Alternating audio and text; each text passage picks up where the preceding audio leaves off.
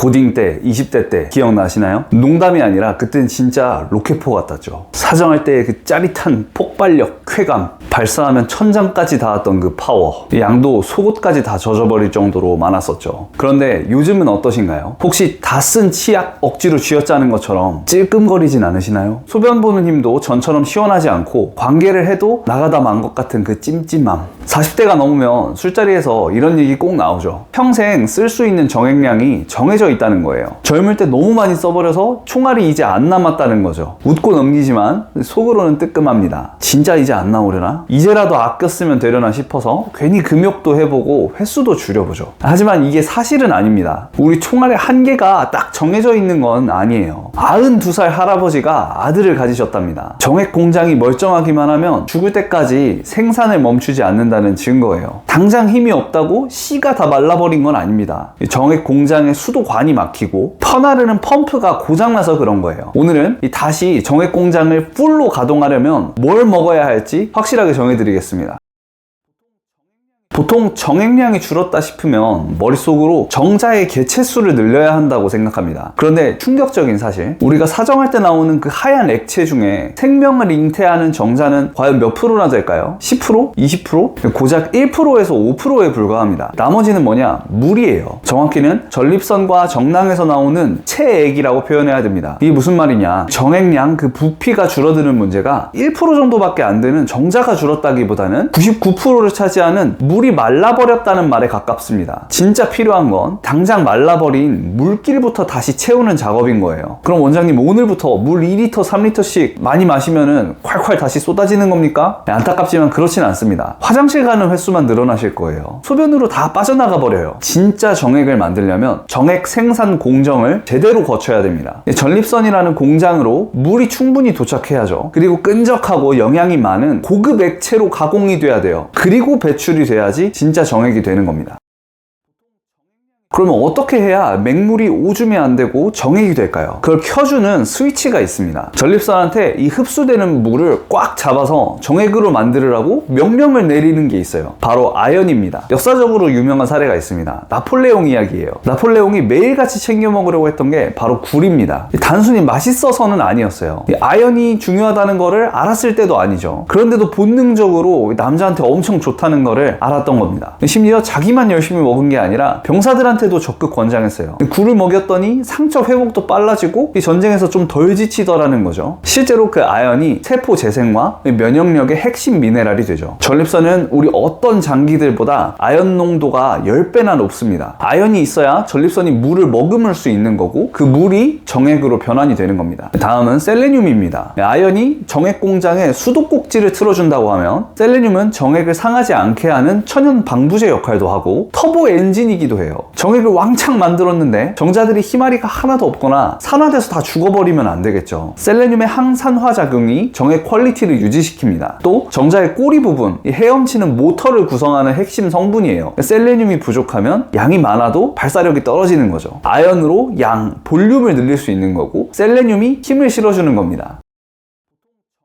그러면 우리한테 맞는 전략을 세워야겠죠. 먼저 아연은 성인 남성 1일 권장량이 11mg이에요. 초과 복용한다면 25에서 40mg까지 가능합니다. 욕심내서 100mg씩 매일 드시는 분들이 있는데 좋지 않습니다. 거꾸로 구리 결핍, 면역력 저하, 그리고 빈혈 같은 부작용이 올 수 있어요. 과유불급입니다. 알이 굵은 굴이 한 알에 8mg 정도 들어있어요. 하루 2개 정도만 먹어도 괜찮겠죠. 많이 먹어도 5개 이하로만 드세요. 2개 정도만 드시면서 몸 상태를 체크하시는 게 좋습니다. 매일 굴 챙겨 먹는 게 힘들거나 비려서 못 드시는 분들 계시죠. 데이터만 보면 호박씨가 100g당 7.8mg이라 2등인 것처럼 보여요. 그런데 함정이 있습니다. 100g이 이만큼이에요. 씹다가 턱 다 나가겠어요. 현실적으로 지속이 안 됩니다. 또 피트산 섭취의 문제도 있어요. 호박씨에 들어있는 피트산이 아연이랑 딱 달라붙어요. 그럼 흡수를 방해합니다. 그래서 호박씨만 믿고 가기에는 효율이 좀 떨어지는 거예요. 그래서 추천하는 현실적인 2등이 붉은 고기입니다. 소고기 기준으로 1인분 조금 넘는 넘는 양이에요. 150g에서 200g 정도. 그때 아연이 10에서 13mg 정도 들어있습니다. 돼지고기는 조금 부족해요. 5.8mg 정도예요. 단백질과 붙어있는 아연은 흡수도 잘 돼요. 그러니 고기들이 아주 훌륭한 아연 공급원이 되는 겁니다. 그러면 호박씨는 갖다 버릴까요? 아닙니다. 이 영양소 섭취는 항상 다채롭게 해주시는 게 좋아요. 호박씨에는 아연 말고도 전립선 붓기를 빼주는 성분도 있어요. 잔뇨감도 개선이 좀 되죠. 메인이 아니라 서포터로 쓰세요. 책상 위에 두시고 생각날 때 조금씩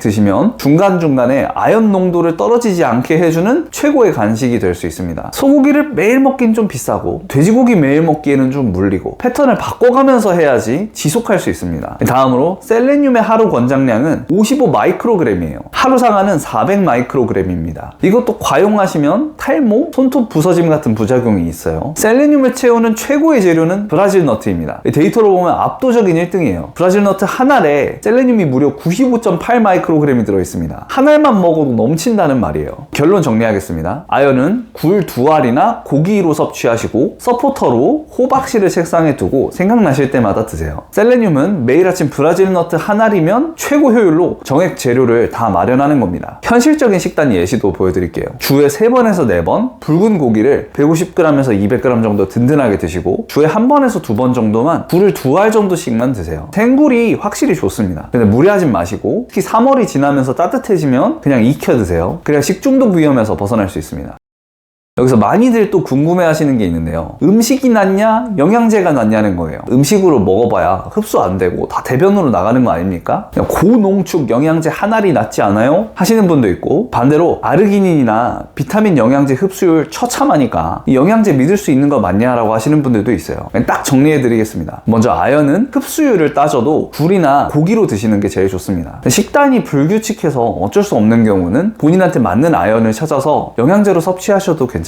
그런데 이제 아연 먹고 속 불편했어요 하시는 분들은 뒤에 성분표를 먼저 꼭 보세요. 산화아연이라고 적혀 있을 겁니다. 이 저렴해서 가장 흔하지만 흡수율도 조금 낮고 위장을 제일 많이 긁어요. 글루콘산, 피콜린산, 킬레이트 아연은 좀 낮습니다. 흡수율을 좀 높이고 위장 장애를 더 줄인 고급 형태예요. 그래도 속이 불편할 수 있거든요. 그러면 억지로 영양제 드시지 마시고 음식으로 채우세요. 그게 속 편하고 효과도 더 좋습니다. 반면에 셀레늄은 굳이 영양제 안 드셔도 괜찮아요. 브라질 너트 속에 들어있는 셀레늄이 셀레노메티오닌이라는 천연 유기 형태예요. 몸 안에서 90% 이상이 제대로 흡수됩니다. 그러니까 굳이 영양제 안 드셔도 괜찮다는 말이죠. 다만 견과류 알레르기 있는 분들 당연히 드시면 안 되겠죠. 또 신장 기능이 너무 떨어져 있거나 다른 영양제를 이미 너무 많이 드시고 있다면 병원 진료라도 좀 받으시면서 밸런스 조절을 좀 하고 시작하시는 게 좋습니다. 근본적인 질문도 있습니다. 그냥 병원 가서 약 처방받아 먹으면 안 되나요? 혈관을 넓혀서 피를 몰아주는 발기부전 약도 있고 신경을 둔하게 해서 시간을 벌어주는 조루약도 있습니다. 그런데 이 정액량을 직접 늘려주는 FDA 승인받은 병원약은 아직 없어요. 그러니까 어쩔 수 없이 채워 넣는 음식이나 영양제로 접근하게 되는 거죠. 근데 문제는 매일 이렇게 잘 챙겨 먹어도 신통치 않은 분들이 계시다는 거예요. 브라질 너트 매일 먹고 굴이니 고기니 영양제니 몇 달을 먹는데도 아직도 찔끔찔끔합니다. 뭐가 문제인 건가요? 이런 분들 24시간 생활을 뜯어보면 그렇게 나무랄 만한 부분이 딱히 없거든요. 심지어 술, 담배 안 하시는 분들도 많아요. 그러니까 더 답답할 노릇이죠. 그럼 도대체 뭐가 문제냐? 재료는 이미 충분히 들어가고 있는데 몸 안이 밑 빠진 독의 모습이라 그렇습니다. 나이를 먹으면 당연히 모든 기능이 조금씩 떨어지죠. 그런데 과로의 스트레스 폭탄을 맞으면 성기능은 급락합니다. 이 정액을 만드는 공장을 돌릴 수가 없어요. 아무리 물을 잘 마시고 비싼 아연 들이부어도 정액을 만들지를 못하고 그냥 줄줄 새 나가는 겁니다. 이때는 단순히 내가 섭취 같은 외적인 요소로 채울 수 있는 단계가 아닌 거예요. 내부 수리가 필요합니다. 밑 빠진 독을 떼어야죠. 고장난 펌프가 있으면 고쳐야 됩니다. 영양제를 복용하든 음식으로 섭취하든 이 정체되어 있는 벽을 뚫으려면 전략적인 조합이 필요합니다. 가성비와 효과까지 한 번에 잡을 수 있는 최선의 조합은 제가 고정 댓글 영상에서 자세하게 설명해 뒀으니까 꼭 한번 확인해 보세요. 병원이나 한의원 못 오시더라도 시행착오를 줄이면서 지름길로 가야 됩니다. 음식, 영양제, 심지어 한약으로도 못 채우는 부분이 있습니다. 오늘 당장 바꿔보실 수 있는 생활 팁 3가지 핵심만 딱 알려드리겠습니다. 첫째, 수면 시간입니다. 밤 11시에서 새벽 2시 수면을 사수하세요. 우리 몸의 모든 호르몬 균형을 맞추는데 이 시간이 제일 중요해요. 정액 생성도 남성 호르몬이 핵심입니다. 이 골든타임에 안 자고 깨어있다면 공장 문을 닫아놓고 물건이 나오길 기다리는 거나 마찬가지예요. 둘째는 케겔 운동과 하체 운동입니다. 역할이 달라요. 스쿼트나 런지 같은 코어 하체 운동은 정액 공장의 엔진 출력을 높여줍니다. 거기에 케겔 운동까지 더해주면 이 밖으로 쏘는 발사력도 높일 수가 있어요. 하루 10분이면 충분합니다. 케겔 운동 20회, 스쿼트 20회만 꾸준히 같이 해주세요. 셋째는 명상입니다. 성기능은 남성 호르몬, 혈액순환, 자율신경 이 3가지가 결정합니다. 그런데 현대인은 24시간 스트레스를 뒤집어 쓰고 살죠. 스트레스 받으면 코티솔이라는 호르몬이 뿜어져 나옵니다. 그런데 이게 남성 호르몬 잡아먹는 귀신이에요. 하루에 딱 10분만 눈을 감고 머리를 비워주세요. 과열된 뇌를 식혀야지 정액 공장도 제대로 돌아갑니다. 제가 항상 환자분들한테 말씀드리는 기간이 3주예요. 우리 몸을 바꾸고 습관을 만드는 최소의 기간입니다. 3주만 딱 말씀드린 대로 해보세요. 굴, 고기, 호박씨 적절히 섞어서 드시고 브라질 너트 하나씩만 매일 드셔보세요. 전략이 중요합니다. 이러면 영양제도 필요 없어요. 거기에 말씀드린 수면, 운동, 명상까지 같이 해주시면 제2의 전성기 찾으실 수 있습니다. 하지만 더 빠르고 확실한 돌파구가 필요하다. 과로나 스트레스가 너무 심해서 생활 습관을 도저히 바꿀 여력이 없다고 하시면 반드시 치료를 병행하세요. 당장 어디 심하게 고장난 데는 없을 수도 있고 병원 가보시거나 건강검진 받아보면 멀쩡할 수도 있어요. 그런데 정액량은 줄어들고 강직도도 시원치 않고 조루 고민으로 속 썩고 계신 분들 많으실 겁니다. 그때는 적절한 치료가 명쾌한 답이 될 수 있으니까요. 다만 여건이 도저히 안 된다면 고정 댓글 영상에서 설명해드렸던 조합부터 실천해보세요. 그것만으로도 아침이 좀 달라지시는 걸 느낄 겁니다. 오늘 영상 도움이 되셨다면 구독, 좋아요, 댓글 알림 설정 부탁드립니다. 작은 반응들이 모이면 비슷하게 고민하시는 많은 분들 같이 빛을 볼 수 있습니다. 대한민국 남자 기세우는 체질환 의사 장원장이었습니다. 긴 영상 시청해주셔서 감사합니다.